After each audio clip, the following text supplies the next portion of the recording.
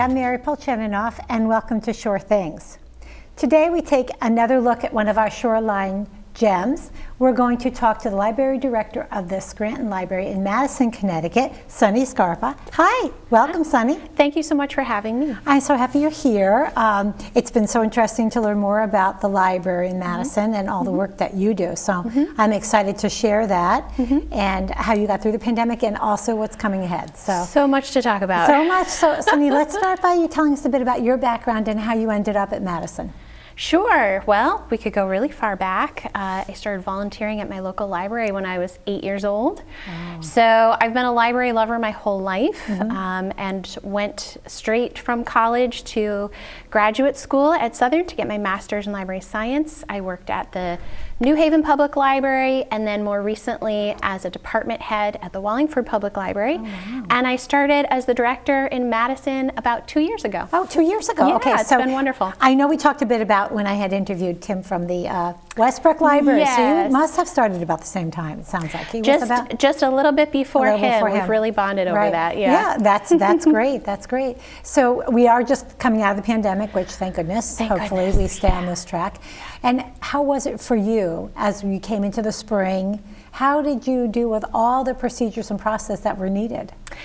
So it was especially tricky for us. The timing was really difficult because we were in the middle of a large construction project when this happened. So in March, when the stay-at-home order went into effect, we were right in the middle of expanding, doubling the size of our facility and renovating the historic parts. So while construction was able to continue during the stay-at-home order, we did end up having some supply chain issues towards the end. So it was sort of extra things to worry about. Construction, moving an entire library from our temporary location to the new facility while still having COVID protocols in place, which is an extra hiccup, and then opening in our new facility with the sector guidelines when they came out. And it was really disappointing to us because, we already had plans in place for a giant grand reopening party in last July, all the dignitaries who would come, all the programs and services, and we'd really start with a bang. And unfortunately, instead of doing that, we had to really reopen in very small incremental steps. So first contactless hold pickup, then limited opening with a lot of restrictions, then opening a little more with a little less restrictions, and now finally fully open just with a mask requirement. So the library's right on Main Street there in Madison. Yes. So when you were, I noticed the scaffolding and all the reconstruction that was happening. Where were you located during that time? Were you right around the corner somewhere? No, we were up in North Madison temporarily. Okay. We just rented a much smaller space for the 2 years between groundbreaking and reopening. Wow. And so now you're fully reopened? Yes. With this, and what were the changes? What were the updates that you made? So the square footage was doubled, and now the size is much more commensurate with the size of the town. Yeah. There are some guidelines and best practices from the state about how large the library should be according to your population size. So now we are the right size for the town, and we have a lot more seating areas, community space, and we have a parking lot for the first time, which is, not a flashy change, but a very convenient change. Yeah. And then the next thing that we're going to be reopening is our meeting room space, which is a really big need in town. So for groups, book clubs, trainings, they'll be able to meet there. All that. Oh, that's really coming up later this month. Oh, good. And that'll be really helpful to have, as you said, for the community. Was all that community funded, or were there grants? As you said, you were meeting really the need of the town. Right. So were there grants that helped you fund all that renovation? Yes, there were quite a diverse number of funding sources, including the state, the town, and a large number of private donors, foundation, and all that. Wow, that's a big, huge team effort. That's wonderful. What type of programs do you have there running now?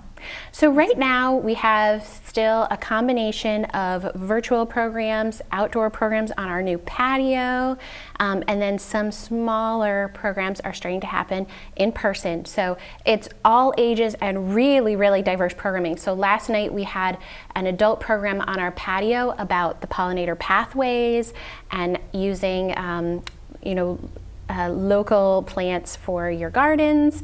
We do a really fun children's program called Toddler Tango that's like movement based. Our teen space has video game and board game nights. So it's really diverse, and all of our events are on our website, scrantonlibrary.org/events. I was looking at that. When you mentioned some of those events that are happening for the children and other outside events, even though we're fully open now with COVID, taken care of, we'll say. Yeah. Are you going to keep the outside events on the patio? Is the patio right behind the building? The patio is right next to the library, Okay. right on the other side of our driveway. Okay. And it's tented Oh. thanks to a donation from our friends group, which is great. Yeah. So we planned so far in advance that we planned a lot of our summer programming to be outside. And so we'll keep it that way because in addition to allowing patrons to maybe relax a little bit more, especially for kids under 12 who aren't eligible for vaccination right now, it's also just really fun. Yeah. And we also have lots of programs planned in other spaces like Bower Park and Rockland Preserve, because one of the things we found out when we were in our temporary location is that a lot of our community members who live on the north side of town started using the library for the first time. Previously, it was just geographically a little closer for them to go to Durham or Killingworth Library. And so we really listened to that feedback and wanted to provide a little bit of programming that is on the north side of town. So Rockland Preserve is right up there. Right, so then you'll have events right at those two other spaces. Yeah. To spread it out a little bit, make it convenient for everyone. Do you have a program director? When you talk about all these, it sounds so interesting, and Thank yet you. it sounds like there's so much work involved in coming Thank up with you. the ideas and then actually reaching out and making it happen. Thank you. Yes, we have a stellar programming team. Okay. So in a small library, everyone does more than one job. Most of our full-time staff members have 2 or 3 jobs really combined in one. It's just one of the realities of smaller libraries like ours. So our programming team is headed up by our head of the children's department, and it includes a children's librarian, some part-time staff who are just fantastic, and then also our teen librarian, and then we have an adult programmer who is half reference services, half adult programs. And together they just come up with these really innovative, exciting ideas, and they work together for all ages programming as well. It looks amazing when I checked out your you. website on that too. When you mentioned that you're a small library, I'm just curious, how is that determined? Is it determined by the population of the town when you say small versus large? Yes, yeah, and it's just a term we use in the library world. A lot of it is determined by the Connecticut State Library. Okay. And being designated a small library makes us eligible for certain specific grants. We recently received a grant from the American Library Association that was geared towards small and rural libraries, so it meant we were eligible for that. So that was a good thing. Oh, wonderful, yeah. I was wondering, I had another question, because with Madison you have the other gem in town, of course, is the bookstore. Yes. R.J. Julius. Yes. So do you have a relationship with them? We do, and of course, both the renovation and then the pandemic, we had to press pause on a lot of our partnerships. Yeah. Just we had no space, and then we had very little we were able to do for a while. But I'm happy to say yes, we have just started reaching out to our partners again over the past 6 months and have some really exciting collaborative programming coming up. Because I wondered with the author talks that sometimes happen in town. If you pull those into the library, what a great way to also build those. Does the Scranton Library also have anything as far as committees or clubs that adults belong to as well? Do you have programming such as that goes on? We do. We have a writers group. It's newer for us, so it started during the pandemic and has been virtual. We're excited to have them start meeting in person again in the fall. We also have a Sunday movie matinee group. That's a film discussion group. And we're really going to be adding a lot more in the fall as things start to come back in person. Our expanded space includes an area called the Creative Loft, which we're really excited to add programming in that space. It's conducive to a lot of makerspace type programming, messy programming. So we're thinking scrapbooking clubs, photography clubs, knitting clubs, interest groups where people can come together, chat with people who like to do the same types of hands-on things like that. Do you find it goes both ways, that you reach out perhaps with an idea for a scrapbooking group, and you have people that come to you and say, hey, I have this interest, can we do a group? Absolutely. It goes both ways? Definitely. Yeah. And we also support a lot of book clubs that are not put on by the library, but we coordinate book loans for them. We'll be, once again, providing space for them very soon. And there are 40 plus book groups supported by the Scranton Library that have a connection to Madison. So either they meet in Madison, they include Madison residents, they were started by a Madison resident. It's really, Madison is a literary town. That is really exciting. Yeah. So does there have to, I'm sure you just mentioned it does, but does there have to be that connection to Madison? If there was a community that wanted to do a book club and have your space or be able to use your space, would one of the criteria be that it's open to Madison people as well? Yes, our spaces need to be used, so the person who rents the room doesn't have to live in Madison, right, but it needs to be open to and of interest to people who live in Madison. Great. Okay, yeah. That was one of my questions I had. Yeah. With the pandemic and everything, with students being at home some of the time. Yes. Working at home. Did you have a request from parents to have additional resources available to help them support their students at home? So I think the biggest thing was space. And we're so happy to be able to offer that now. It took us a little longer than we wanted to, but now we have study rooms and seating areas, and we were able to really, really open that wide up just in time for finals and all the final end of the year push. Yes. So those restrictions lifted May 19th, and we were flooded with people on their laptops finishing up their end of year assignments, and now people are continuing to work from home at the library, and it just feels so good to finally meet that need. Interesting. It's interesting they can work from home too. Good. Yeah. Oh yeah. We have great free Wi-Fi and people are using it. Excellent. Yeah. Excellent. We're going to break away for a short break. Now we come back, we'll talk more about summer plans at the library. Take care. Hi everyone, Al Roker here. As a guy with his own catchphrase, I appreciate that Smokey's only said, "Only you can prevent wildfires." But I'm filling in because there's a lot more to report. Like when there are parched or windy conditions out there, you gotta be extra careful with things like burning yard waste. After all, wildfires can start anywhere, even in your neck of the woods. Go to SmokeyBear.com to learn more about wildfire prevention. Community TV, your neighborhood TV. Publicly funded and a reliable partner for cable companies nationwide, it provides transparent coverage of local and state government, education, and public programming. A digital town green that can be watched anywhere, anytime, and on any device. Watch us on today's high-tech distribution methods. Community TV in Connecticut. Local, unfiltered, reliable, and yours. Hi, welcome back to Sure Things. Today I'm joined by Library Director Sunnie Scarpa from the Scranton Library in Madison, Connecticut.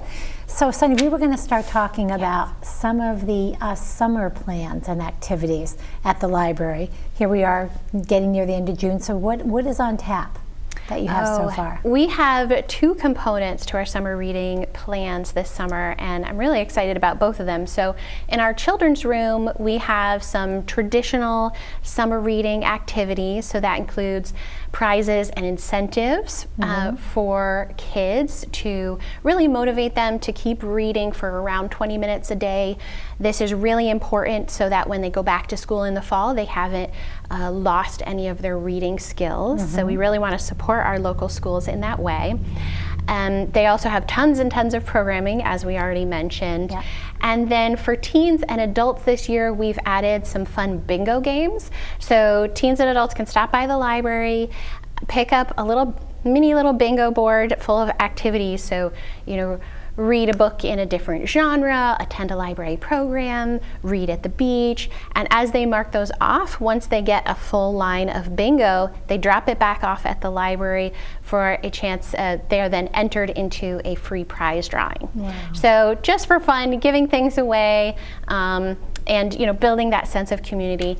The other thing I'm really, really excited about, and actually, I already mentioned the grant from the American Library Association we received, and that is helping us to fund a One Book, One Town program, along with an anonymous sponsor who is allowing for us to get a big name author coming at the end of the summer. Oh, do we know that? So it's One Book, One Town, Okay. and the book is called New Kid. The author is Jerry Craft. And I want to brag on our programming team for a second, because they had been talking about this to write the grant application, chose the book, and then 2 weeks later, the book actually won the Newbery Award. Oh, that's exciting. Very exciting. So I was like, guys, you really know how to pick them. This is good. Good for you. So we're giving out free copies of the book right now. We've already given out about 150 copies of the book, and we have lots more to give, so people can just stop in at the library to pick up one copy per family. And it's a great book about diversity and inclusion, which we have found is something that our community really wants to talk about. And this is specifically about acceptance in a school community, being accepting of differences. So we're giving out the book now, and then throughout the summer we have different programming that connects with that theme, some facilitated conversation, and then the finishing big event is Jerry Craft will be coming to Madison July 31st at 10 a.m. It will be a hybrid event, so if people want to register to come in person, they should go to our website now, and then we'll also be streaming it for anyone else who wants to watch from home. That's exciting. Yeah. So when you talk about, there'll be scheduled events, so for instance, there might be a book discussion on the first, I don't know how they do that, the first couple of chapters, or on a theme, is that how they do that? Yes. Yeah. So we have a very skilled conversation facilitator coming, and what we want to do is really have families participate. Because it is a middle grade graphic novel, it really spans a lot of age groups, and we think is an appropriate conversation for families to have with kids in grades around 2 to 6. So that's sort of the target demographic, and also really a great topic for parents and school staff to talk about. It's reminding me, and I haven't read this new book, but I read Wonder, and it's reminding me a bit of that story. Yes. Is it along that? Very similar themes, and oh my word, if anyone hasn't read Wonder, that was a fantastic book as well. And yes, you're correct. Very similar themes. Very similar. Yeah. Oh, good. Well, that's exciting. That is big news. And Thanks. that's wonderful for your team, as you said, to pick the book. Yes. They're really just a great team, and that's something I'm so grateful for, coming in as a new director. At a very crazy time. I am so thankful for our staff. Everyone there really has dealt with this crazy year, moving a library, dealing with a pandemic, and at the same time coming up with new innovative ideas, increasing our programming level quite a bit. And they just really do a great job. So that leads me to my next question, because I want to talk about the podcast. Oh, when you thank talk about something new. Yeah, great example of that. Yes, I watched the intro and talk about the energy. Yes. It's wonderful for me. I guess it's your children's librarian? So we have, that is a collaboration of our children's librarian, Mila, and our teen librarian, Colin, and they do a great job. So tell me about that. What is the focus, or what is? So it was one of those ideas we had when we were working from home, and really limited in the type of programming we could offer, but we still really wanted to bring the community together. That's really our mission, is connecting people in the community to knowledge, to ideas, to each other. So our teen librarian came up with this idea, and I said, let's do it. So they were able to put together this podcast, And we started off, because of the restrictions originally, we started off with just having the guests in-house. So they started interviewing staff members. And the idea is you just interview someone about something they're passionate about. It doesn't have to be book related. I was one of their first guests. I talked about my passion for rock climbing, and it was really fun. And so you were getting to see a different side of people in the community. You got to see me, not just in my role as a library director, but as someone with this hobby they're passionate about. We had one of our newer guests we were really excited about was Madison resident Jacques Papin. That was so exciting for us. So exciting. And then one of our most popular, most listened to ones was Fillmore McPherson, who is a previous First Selectman and Board of Finance committee member. So it's been really popular. They're taking a summer break right now, and they'll be back in the fall. So when you say, so you get to see the metrics of it. You get to see how many people have actually watched it, which is wonderful. And I just had questions with it because I looked a little bit at the person who did the Thanksgiving dinner. Oh, yes. So wasn't that amazing? That was amazing. Yeah. So people are taping it, taping it at home, and then they send it in, or do you send a crew out to tape it? Or we do it in the library. You do it in the library. We purchased a podcasting setup with the little board and all of that. And then we just made it work as far as using plexiglass between staff members when we needed to. And we just really set it all up where we would be able to do it in-house and meet in person and then distribute it to the community. So then from it just there. goes. Yeah. What a great way to, as you said, connect the community. And I can imagine what stories come out of that, because I'm sure people are very interested in sharing their passions too. Yeah, and Madison is just full of so many interesting people. Yeah. That's something we wanted to highlight. And then it was a time, especially in the height of the pandemic, people really were feeling isolated, and that we thought this is an area where we can help. So through the podcast and then through a lot of our virtual programs, we started right away. We learned how to use Zoom, we figured it out, and our adult programming librarian, Rachel, really got a lot of great feedback that her virtual programs were really helping people meet new community members through things like the movie matinee, film discussion, and writers group, and very interactive programming, and it was helping people feel less alone. And which is wonderful. That's great for any community, but that is wonderful that they have that resource. I noticed that coming up is the American Trivia. Yes. I see that. Trivia, sign up now. Now that's on Zoom. Yes. So we have had such large numbers. Our trivia nights have always been very, very popular. So we sometimes get really big numbers for that, so we decided to keep it virtual for now. It will be in person again in the future, but they've been doing that for a while. And you always have some friendly competition, and she gives out some pretty fun little prizes for the winners. I was excited to see that, and I did want to question about the Zoom because I saw that.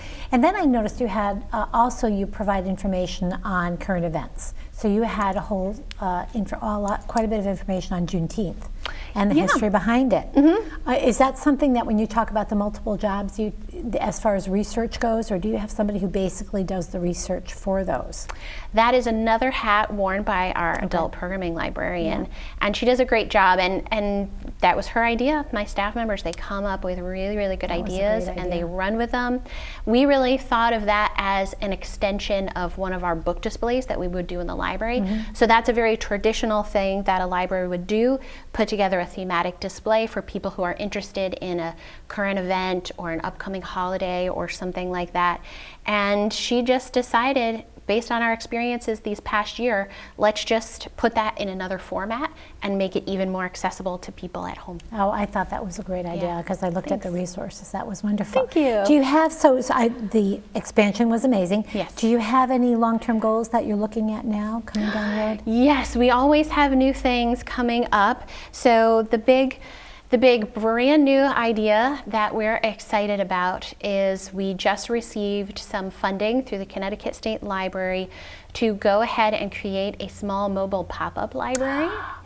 This is an idea that we had, again, based on the feedback we received from the community when we were in a temporary location in North Madison, and hearing people say, we'd really love to keep this, and it's not financially possible for us to run both the main library Yes, and the temporary library. But it really got us thinking, what could we do? What could we offer? So it's still very much in development, but sometime in the coming year, we will have a small mobile pop-up library in North Madison for just a certain number of hours every week. So for example, and we'll do a survey to find out the best day and time before then, but for example, Thursday afternoon from 4 to 7, stop by this location for a hold pickup and drop off.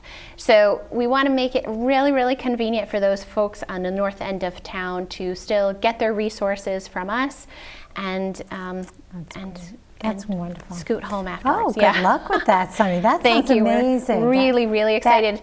We that just really found out a does. couple days ago actually about the funding, so you it's did. hot off the presses. Oh, congrats, and you were able to share, which is a good thing. Yeah. Yeah, right. Well, that's great long term, and I can see it helping the community, which is great on that. And your summer hours are the same. I noticed that you say hour-wise, they just go on your website, your summer hours are there. Yes, go on our The same? website. We Yep. do have a bit of an expansion coming up.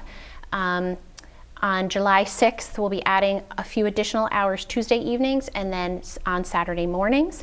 The announcement about that is going out tomorrow. Oh, great. Well, I want to thank you again, Sunnie, for joining us. Thank you. And encourage people to stop by to visit all the resources and the work, and your website's amazing too. Thank you so much. Thank you so much, and I wish you the best on that. I want to thank you for viewing today. And as we talked about, feedback's important. So if you have any feedback or comments or any ideas for someone to come on my show, please give me send an email to surethingsct@gmail.com. Until next time, take care.